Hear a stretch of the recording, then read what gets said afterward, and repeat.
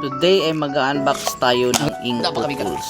Tara. Iwan ko kung ilang kilo to, pero sobrang bigat talaga kasi sabi nila pang ano daw to, pang malaki ang sasakyan.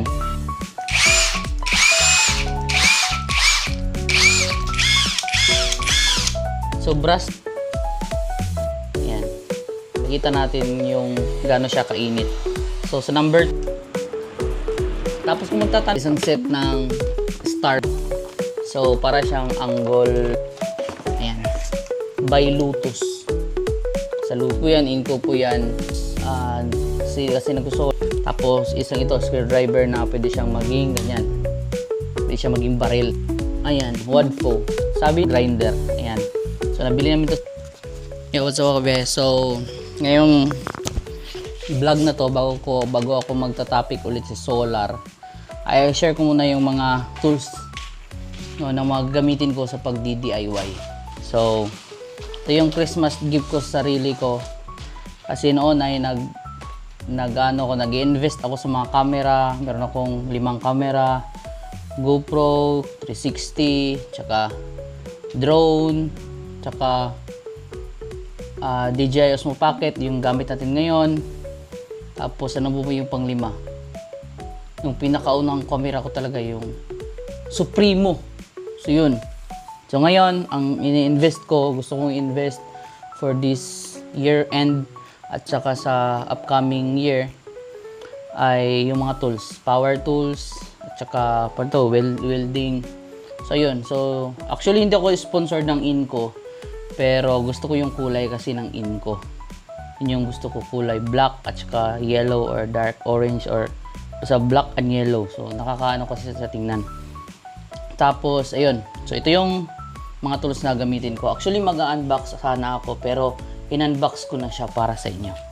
So actually yung unang tools na nabili ko talaga na Inco ay yung pliers.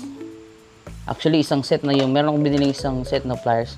So, ito yung pinakauna ng tools na nabili ko nung nag-DIY ako sa solar na Inco. Tapos noon, dahil isa lang siya, nabili ko siya sa DIY kasi di ko alam na meron palang Inco dito sa amin sa Dipulog. Tapos yun, bumili ako sa Shopee ng isang set sa Inco official. Merong link dyan sa baba. So bumili ako ng isang set ng pliers kasama nito. So ito yung Inco pliers na nabili ko. So meron po yan sa link kung gusto niyo bumili sa Shopee. Legit po yan, Inco po yan. Meron silang 100,000 plus na followers. So legit na Inco supplier sila. Or Inco mall talaga sila. Ayan. Tapos kasabay naman ito ay ito yung mga, ito yon binili ko. Ito siya yung 8 volts na, ayan, screwdriver. Tapos kasi nagsosolar ako kaya kailangan ko nito digital meter or multi-tester meter. At saka ito, test pen, Inco din yan. Tapos meron pa ako na biling iba, yung gunting na Inco din. Pero na-open ko na siya at nandun sa taas. Nung nag-solar ako, nasa taas, hindi ko na nakuha. Tapos isang ito, screwdriver na pwede siyang maging ganyan. Pwede siyang maging barrel. At pwede din siyang paganyan. Ayan. So, Inco. So, ito yung bali pangatlong tools na nabili ko sa Inco. Tapos, nung naghahanap ako ng welding, kasi pagkatapos ko kasi mag-solar, ma-stop na yung vlog ko doon, ay gusto kong kasi bahay namin ginagawa pa.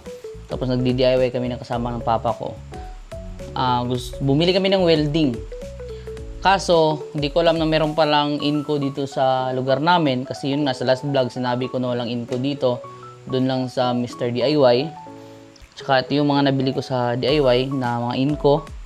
Na paunti-unti lang. At ito yung nabili namin doon sa Atrium.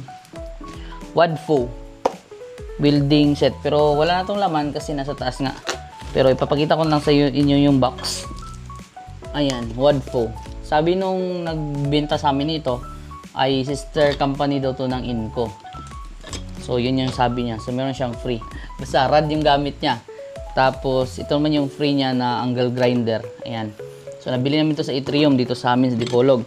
Tapos, nung nag-ikot-ikot kami, na-accidenting na kita namin yung store ng Inco dito sa Dipolog. Doon sa Estaca, National Road. National Road doon? Estaca ba sa ano ng school?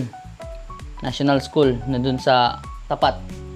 At yun, nakita namin yung Inco na store. Sobrang dami nilang tinda.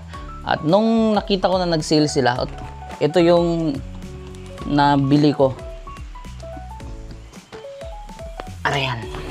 Itong 20 volt set ng Inco. So meron siyang isa, dalawa, tatlo, apat na item. Meron siyang dalawang battery at saka merong bag na free.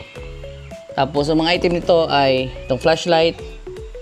Tapos merong 1.3 Newton meter torque na impact range at saka merong 500 Newton meter na impact din at saka heat gun.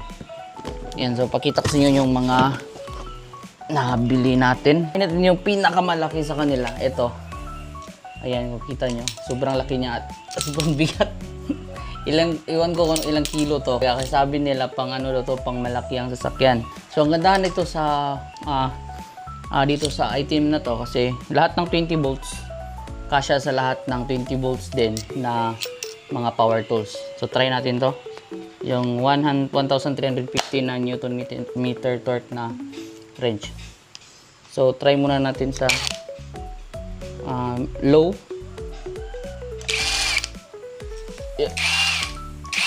Yan. Dahil sa lakas niya ay talagang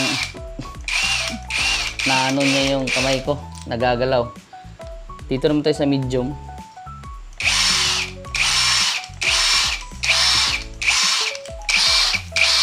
Grabe. Tapos high.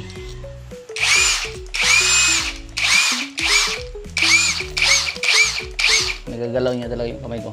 Tapos sobrang bigat niya, grabe. Kaya pala ganito yung hawakan niya. Ayan, oh. Meron siyang ring na sobrang kapal. Para ganyan rin. So ito yung 1,350 Newton meter torque, diba? Tapos next naman, ito naman yung 500 Newton meter na impact range. Pack natin yung 5Ah na battery. Din brushless daw to siya. Ewan ko anong ibig sabihin nun. Tapos, so high, medium, low. Kami sa nag-grills ako, nagkabit kami ng 4 na panel. Tapos nadagdagan pa namin yun. So, kaso sobrang busy lang. Nilipat namin yung 4 na panel namin. So ganito. Ito yung heat gun. Same battery. Meron siyang digital ano dito na makikita natin yung gaano siya kainit. So sa number 2 niya ay yung max ata niya is 550 degrees Celsius. Itong fan. Ayan. Inco fan. So, merong isang fan doon na maliit, nasa mga 1-2 ata yun. Pero hindi siya pwede, battery lang siya. Ito yung pinili ko kasi pwede siya battery, pwede din siya kuryente. So, kasi pag ginamit ko yung battery dito, lalo na dalawa pa yung battery ko. So, masasayang yung battery ko kasi magagamit ko sana siya dito pang reserve sa mga power tools. Yun. Kaya ito yung pinili ko, pero siya i-charge kasi naka-solar naman kami, kaya need na ng mag-battery. Ayan, so tatry din natin syempre. Oo, gamit na gamit dito pang camping. Pang camping pwede to. Lah, ngayon ko lang nalaman na yung mga battery pala, meron pala dito, oh. Merong pindutan or merong button para malaman natin kung ilan na yung bars, low-bat na ba, ayan. So, nag 3 bars siya, ibig sabihin full. Ayun, sobrang ganda. Na-click ko. So, ito yung 1, at ito naman yung 2.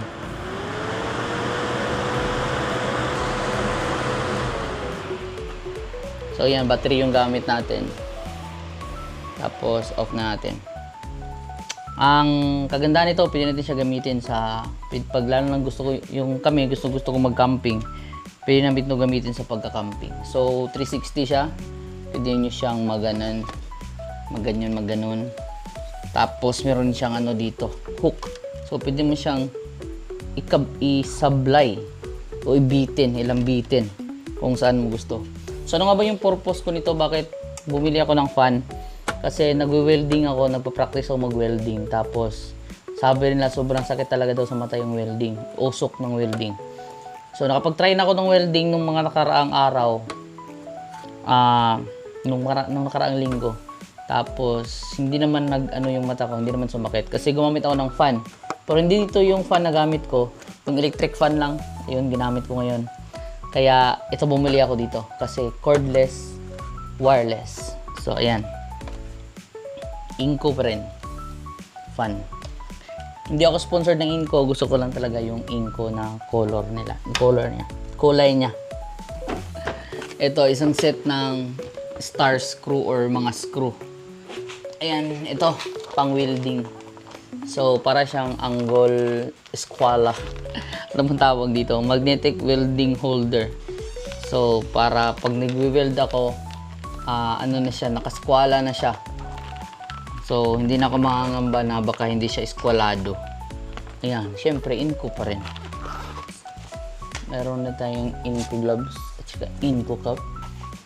So, sayang hindi tayo nakakuha ng yung Inco na t-shirt at saka Inco na payong. Kasi, meron pa silang basihan para mabigay yung mga freebies na yun. Yung cup ay dapat gagastos ka ng 10k up para makuha mo tong cup. So, ito kasi 10k to. Itong set na to. Ayan. So, meron din ako actually marami pa akong ibang tools na ibang brand pero ito, tulad ito papakita ko sa inyo. Circular saw pero hindi siya cordless. Ayan. By Lotus. Sa Lotus to siya. Ayan. So, circular saw. Maganda tong gamitin. Nagamit na namin to pero sobrang yung mas maganda talaga yung merong blow o meron kang vacuum. Meron kasi mga circular saw na mga ganito ngayon na meron na siyang yung buga ng kanyang mga kinat o yung mga kinat basta marami yung alikabok sa ibang direksyon lumalabas. So meron ganun. So yun yung hinahanap ko. At so meron din ako nakitang ganito na Inco na cordless din. Yun yung hinahanap ko. At saka, doon pumunta kami doon sa Inco. Kanina pa yun. Ay, kasi 12-12, di ba? Wala silang MIG weld. So, naghanap. Meron na kasi akong rod na welding. Welding na rod yung gamit. Ito, yung Madfo. Tapos, naghanap ako ng MIG weld. MIG weld, mid weld. MIG weld data yun. Yung, niya, wire, yung kanyang gamit. So, MIG weld siya. Kaso wala sila. Meron yung Inco pero wala silang stock. So yung hinahanap ko, siguro baka sa ibang brand na lang siguro ako bibili. Kasi kailangan ko talaga kasi meron akong gagawin.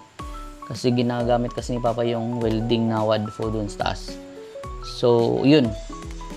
Gagawa ko ng isang cabinet frame sa aking solar inverter.